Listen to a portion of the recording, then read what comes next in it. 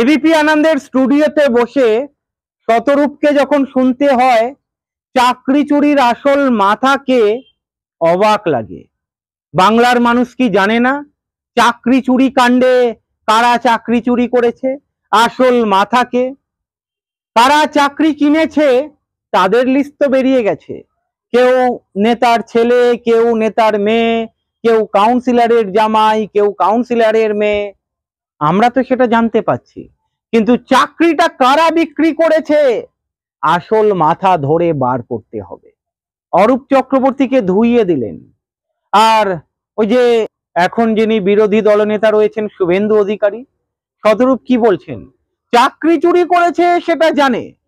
Actually এই অরূপ চক্রবর্তী শুভেন্দুর নামে দোষ চাপাচ্ছে, শুভেন্দুও জড়িত রয়েছে, মোটামুটি পরিষ্কার।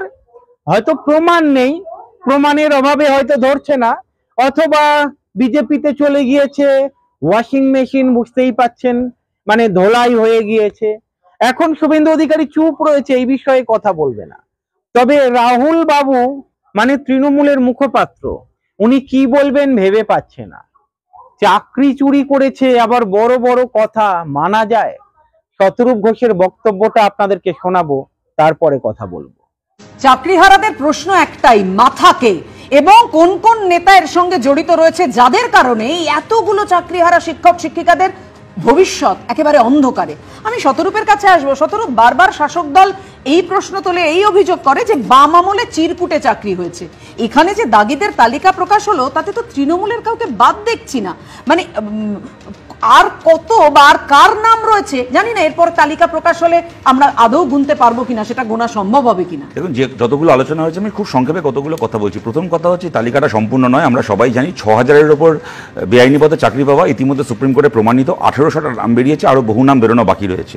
দ্বিতীয় কথা, রাহুলদা প্রশ্ন করলেন যে এই তালিকার মধ্যে কতজন তৃণমূল বেআইনি চাকরির জন্য দায়ী। প্রত্যেকের জন্য তৃণমূল বেআইনি চাকরির জন্য দায়ী, প্রতিটা বেআইনি চাকরির জন্য। তার কারণটা হচ্ছে, কজন তৃণমূল নেতার পরিবারের লোক চাকরিটা পেয়েছে বড় কথা নয়, তৃণমূল পরিবারের বাইরেও যারা বেআইনি পদে চাকরি পেয়েছে তারা চাকরিটা পেয়েছে তৃণমূল পরিচালিত শিক্ষা দপ্তর এবং এসএসসির মাধ্যমে।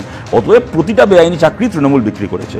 ৩ নম্বর কথা হচ্ছে যে এরপরে বাকিরা কারা, এইটুকু বলতে পারি পাপিয়া, বাকি যারা চাকরি হারাবে বা হারিয়েছে ইতিমধ্যে নাম প্রকাশিত হবে, তারা কারাটা বড় কথা নয়। এটা তো চাকরি হারাদের তালিকা।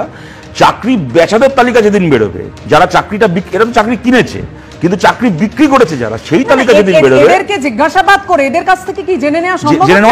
জেনে নেওয়া সম্ভব। কেন সিবিআই করছে না আমরা জানি না, কিন্তু এইটা বলছি, যেদিন সেই তালিকা বেরোবে সেই দিন ১ থেকে ১০০ প্রতিটা নাম তৃণমূল নেতাদেরই হবে। তার কারণটা হচ্ছে, তৃণমূল নেতা ছাড়া কারো ক্ষমতা নেই পশ্চিমবাংলায় গত ১৫ বছরে সরকারি চাকরি বিক্রি করা। নির্মল ঘোষের কতগুলো কথা শোনালে, উনি বলছেন যে কোর্টে কেসটা চলছে, কিছু বলবো না, হাইকোর্টে সুপ্রিম কোর্টে চলছে। না দাদা, হাইকোর্ট সুপ্রিম কোর্টে চলছে না, কেস শেষ হয়ে গেছে, সুপ্রিম কোর্টের রায় চলে এসছে, আর তার উপরে ভারতে কোনো কোর্ট নেই। আর আপনার বৌমা একটা চোর, চুরির চাকরি পেয়েছে, এটা প্রমাণিত, সুপ্রিম কোর্টের রায় প্রমাণিত, আর কোথাও কোনো কেস চলছে না, রায় চলে এসছে।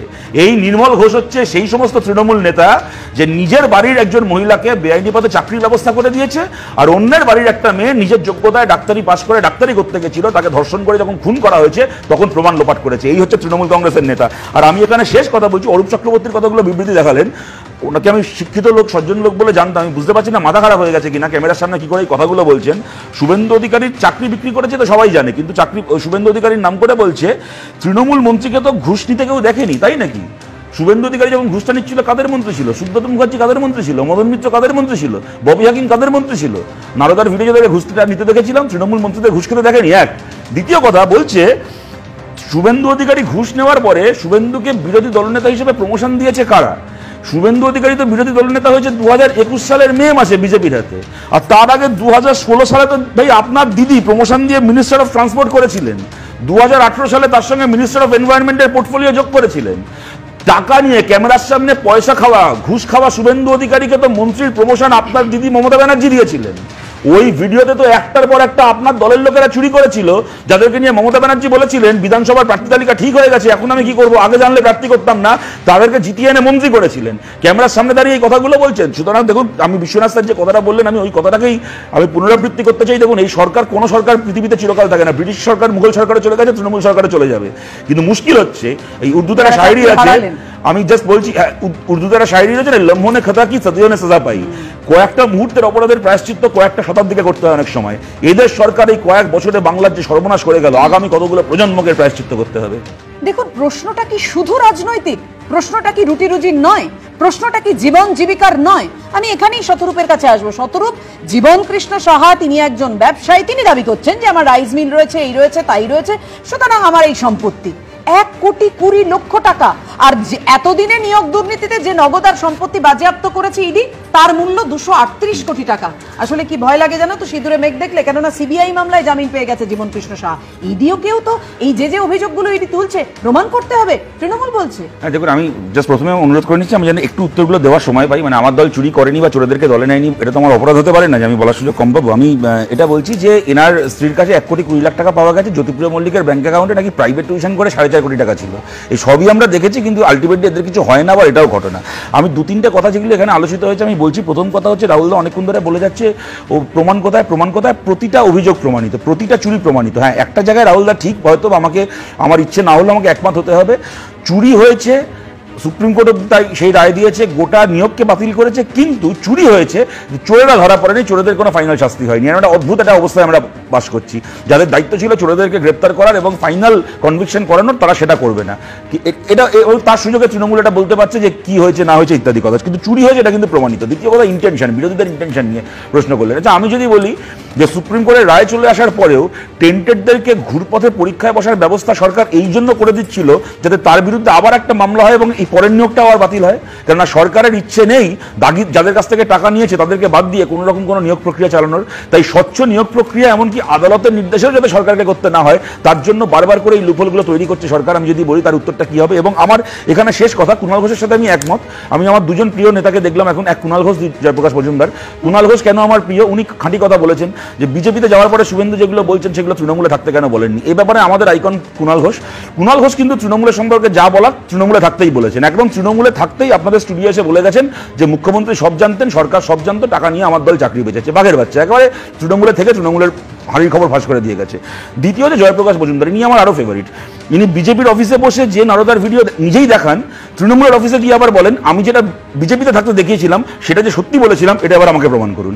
সেই জয়প্রকাশ মজুমদার এখন বলছেন, মজুমদার তো বলছেন এসএসসি ভালো কাজ করেছে, সরকারের সদিচ্ছা না থাকলে এটা প্রকাশ পেত নাকি? ঠিক বলেছেন, আমি ওটাই বলছি। এবং কেন ওনাকে আমার আরো ভালো লাগে, উনি যেটা বললেন শুভেন্দু অধিকারী হতেই পারে, কারণ দেখুন গোটা ভারতেই এটা হয়েছে, সেই মহারাষ্ট্র থেকে শুরু করে হেমন্ত বিশ্ব শর্মা থেকে শুরু করে বিভিন্ন লোক বিজেপিতে গেছে, ইডি সিবিআই বন্ধ হয়ে গেছে। এটা মিথ্যে কথা না। উনি যদি বলে থাকেন যে অমিত শাহের বাড়িতে নাকি শুভেন্দুকে পায়ে পড়তে দেখেছেন, আমি জানি না, আমি তো অমিত শাহের বাড়িতে কখনো যাইনি, হতে পারে উনি সত্যি মিথ্যে আমি জানি না। কিন্তু আমি এবার এটা আপনাদের মনে করাই, অনেকের হয়তো এটা মনে নেই, এই জয়প্রকাশ মজুমদার কিন্তু নিজের দুর্নীতির দায়ে জেল খেটেছিল। কখন?